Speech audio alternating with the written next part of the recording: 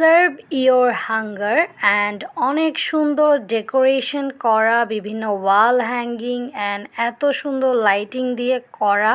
চলে গেলাম এমন জায়গায় যেটা হচ্ছে সাফামিনের দ্য স্কাই লঞ্চে। দেন ওদের ফুড মেনুটা আমি আপনাদের সাথে দেখাই।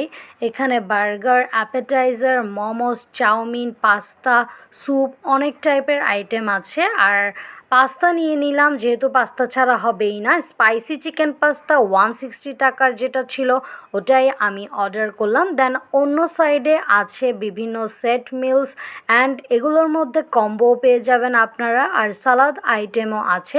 এখান থেকে স্টুডেন্ট প্লেটার 2 আমি অর্ডার করলাম 170 টাকার। অ্যান্ড এখানে জুসেস, আইসক্রিমও পেয়ে যাবেন। আমরা খিরসাটা অর্ডার করেছিলাম। চলে আসলো আমাদের পাস্তা। পাস্তা হচ্ছে আমার খুব মজার অ্যান্ড প্রিয় একটা জিনিস। এটা অর্ডার করেছিলাম, বাট এটা এমনি নামেই চিকেন পাস্তা, তেমন একটা চিকেন তারা দেয়নি আর তেমন একটা ভালোও লাগেনি। অনেক হার্ড ছিল পাস্তাটা খেতে, ভালো করে সেদ্ধ করা হয়নি। ওভারঅল পাস্তার টেস্টটা কিন্তু আমার একেবারেই ভালো লাগেনি খেতে। দেন অন্য মিলটা ট্রাই করার চেষ্টা করলাম কেমন লাগে।